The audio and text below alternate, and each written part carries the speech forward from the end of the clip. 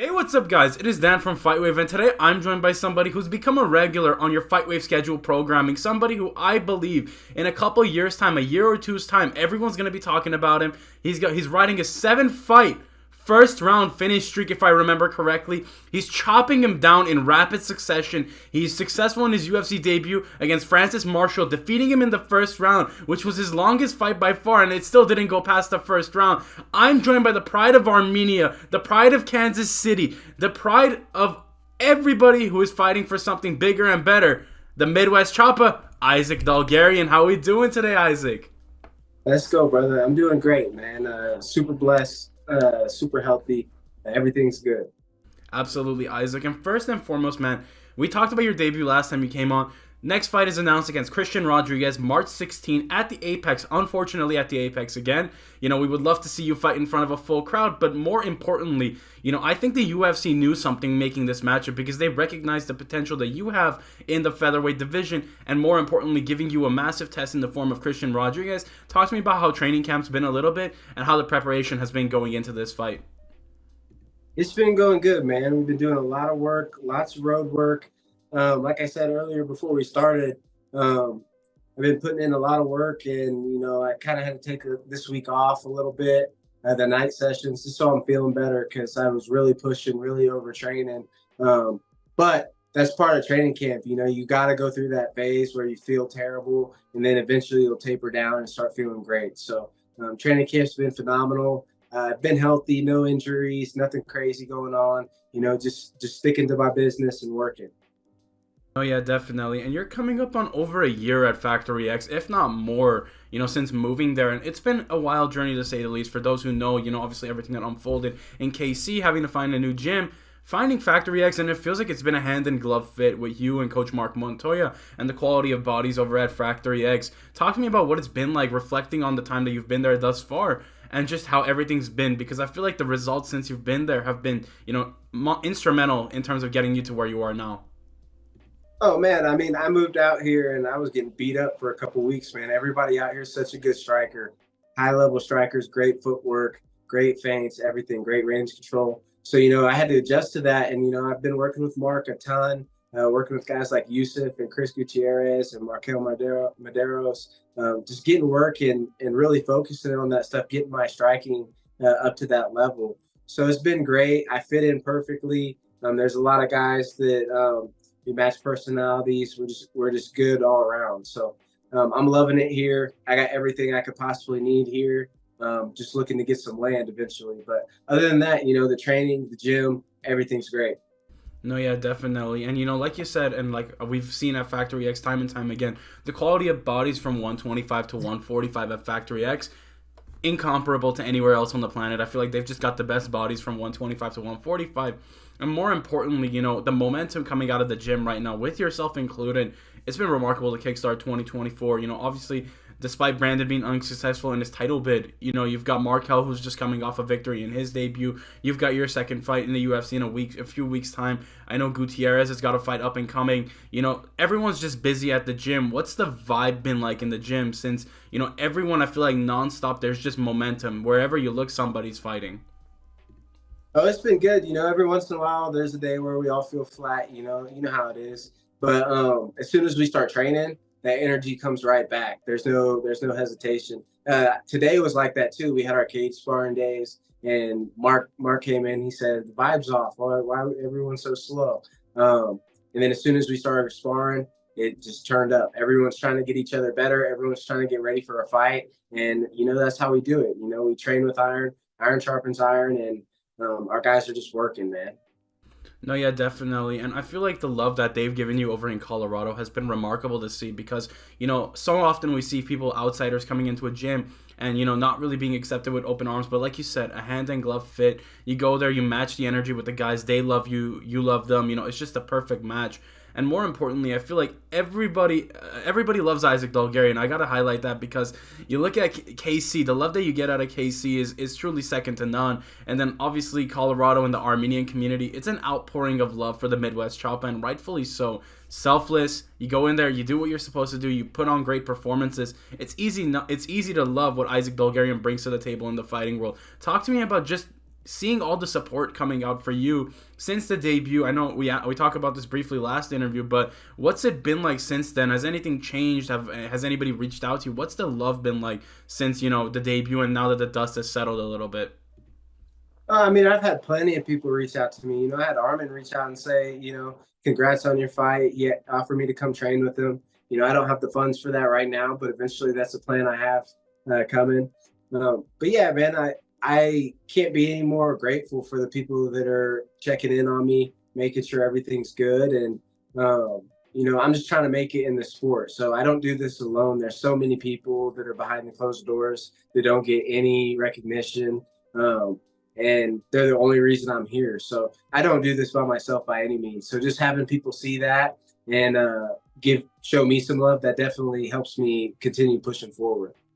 No, yeah, definitely. And I feel like just in terms of motivation, I feel like there's a newfound motivation for you because at the moment we're recording this interview, your significant other, you're going to be having your first child. And I know that's a motivator unlike any other. When I talk to fighters that are becoming new dads or, anything of that magnitude, generally it's a new fire lit under them. And I feel like the motivation is just radiating off of you in every post that you make, in every fight that you go out and perform. And you're not just performing for yourself, but performing for the people around you. So talk to me a little bit about that prospect, the excitement that comes with that, and how excited you are to bring a life into this world and be able to be the best role model you can be, which you've already done a great job thus far.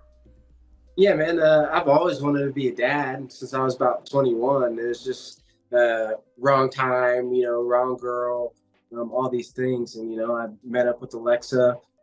She's a good one, man. She holds it down. She understands what I go through in fight camp. Like most girls would be crying about attention, needing attention, this, that, and the other. She understands what I'm going through. She doesn't ask for it, even though she needs it, because I'm putting my heart and soul into my training, constantly all day long, 4 or 5 sessions. So just having her there helps. And then with my daughter coming into the world, that's extra motivation because I need this money. I gotta win. I feel like I have to win. It's not I might win, it's I have to. There's no option there.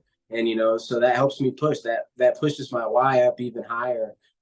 Let's say I'm going on a run, and I get tired that last mile coming back. I used to just jog it. Now I can sprint it because my why is even greater than it was before. And I've always fought for my family and just to show them that anything that they want, they can do, but you have to use selfless sacrifice. It takes everything. Fighting's my life's work. I've put everything into it. I don't get to do all the fun things that most humans get to do. I put my life into the sport, and I'm hoping one day it pays off. No, yeah, definitely. And I feel like we've seen the results in the octagon, because of that. You're just putting everything into the sport. No room for failure, just going in there, doing whatever you can do. And right now, I feel like it would be a fair comparison to say you're one of the most exciting featherweights in the UFC right now, and you've kind of gone under the radar in terms of the main fan base. But for those who know, you present a very unique dynamic because I feel like you're in a position where few have been at 145. You look at what Ilya Topuria is doing right now. He came into the UFC fairly unrecognized, and little by little, for his age and his skill set, he's right now, at the time of this interview, fighting for the belt. Looking at the division right now, it's wide open for the taking. A win over Christian, that puts you in a remarkable position to make a 2024 push and, either fight for a ranking by the end of the year or be ranked and be fighting for a position up the rankings ladder by the end of the year. Talk to me about that prospect, and obviously not looking past Christian, just your excitement of fighting in this new 145-pound division with, this week's title fight. It could shake things up massively. Yeah, I mean, the 145-pound division is one of the toughest divisions in the UFC, no doubt. You get the speed and the power. Like, 35ers, they're fast, quick, agile, same with the 25ers, but they lack the power a lot of times. And 45s is like the perfect medium. I think that brings the best athletes in at 145.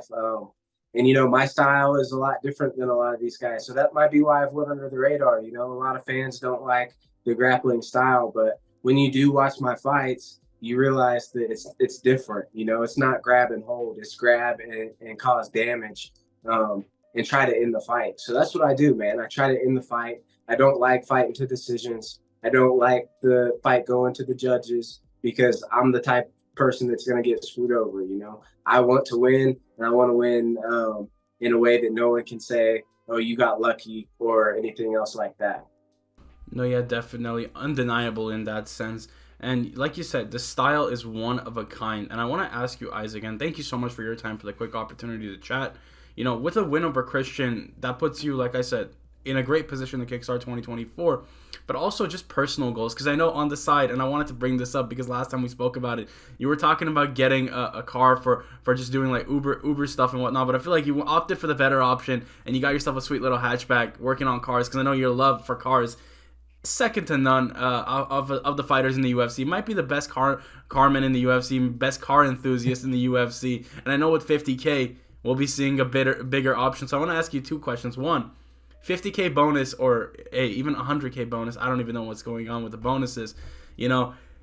What car would Isaac Dulgarian opt into if only you could go for the car? What car would you opt for? And also, what are your goals for 2024, both fighting-wise and both personally? Because I always love to see where you align on both ends of the front. Okay, so the first one, I mean, if I didn't already have things I had to pay for and I won the 50K, I mean, I'd love to win a 100K bonus. I've done a lot and haven't got what I deserve. But if I got the 50K, I'd win a GTR, old school GTRs. For sure. That'd be the first thing I got. As far as my goals for 2024, I'd like to fight 3 times.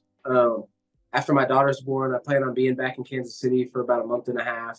And then we'll come back out to Colorado and start training camp again. So I want to fight 3 times. I'd like to get a couple finishes and just move myself up and gain experience. That's the biggest thing for me in 2024 is gaining experience. I know I'm capable, but I'm not ready for title contention yet. So I think just gaining the experience, and then I think in a year or 2 we'll be able to make that run.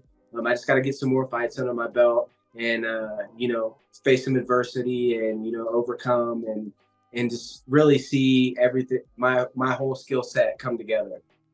No, yeah, absolutely. And I know I speak for myself, all the Armenian fans, and all the fans of Isaac Dulgarian, that I say we cannot wait to watch you fight come March 16th against Christian Rodriguez. Guys, you heard it here first. Check out Isaac Dulgarian on social media. Check out his fight against Christian Rodriguez March 16th. I know that with the result there, you guys are going to be hearing a lot more about Isaac Dulgarian in the coming months. So do be sure to check it out. It's been me, Dan, from FightWave. Hopefully you guys have enjoyed. Do be sure to like, comment, subscribe, and have a great day, guys.